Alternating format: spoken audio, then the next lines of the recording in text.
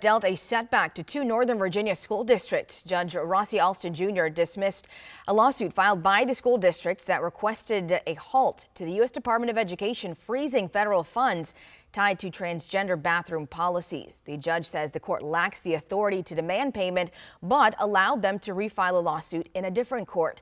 The district said they will continue exploring their legal options. 7:34. Well, if you are planning to get a manicure this weekend, you may be thinking about staying away from gel polish. This week, the European Union banned an ingredient widely used in gel nail polishes. It's important to mention that TPO has not been banned here in the U.S., but this still has a lot of people talking. For more on this, let's bring in Dr. Leonardo Tjahjono, Assistant Professor of Dermatology at GW School of Medicine and Health Sciences. Good morning to you. Thanks for being with us. Good morning. Thanks for having me here. Yeah, I'm so glad that we're able to talk about this. This has definitely had a lot of people talking on social media, in person this week. Obviously, I, like many people, I get gel manicures. This was kind of a big news this week. What exactly is TPO and why is it considered to be harmful?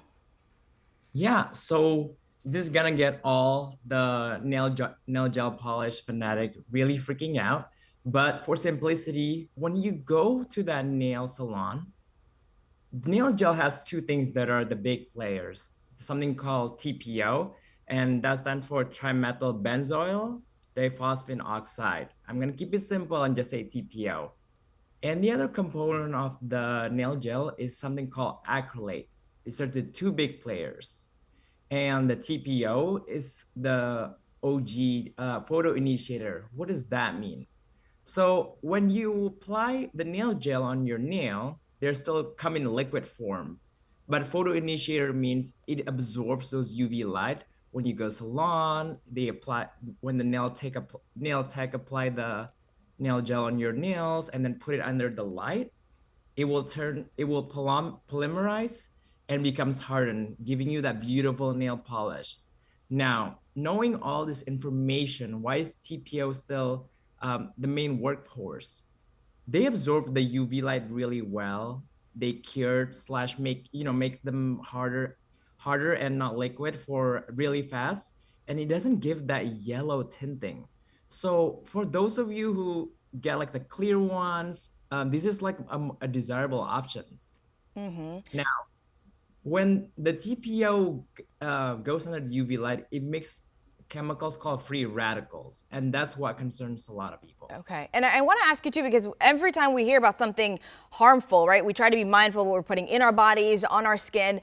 But when we hear about this, it kind of makes you think twice. I know even though TPO is not banned in the U.S., do you recommend people stop getting gel manicures? What are some kind of safe alternatives here?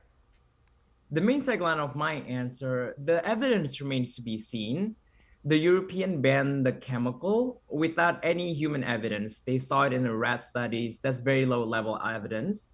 And they had the rats ingested and applied the chemical in the big surface area throughout the whole body. Now, I hope that we all only apply the gel on our nails.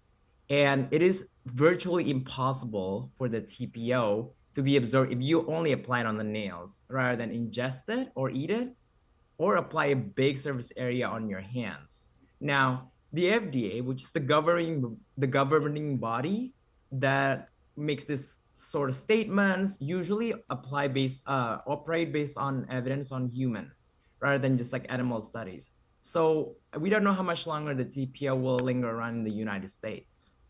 So the good news is that the evidence is not there and is very negligible. There will be very negligible absorption.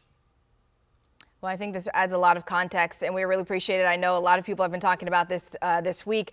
Dr. Tjahjono, thank you so much for your insight. We appreciate your time.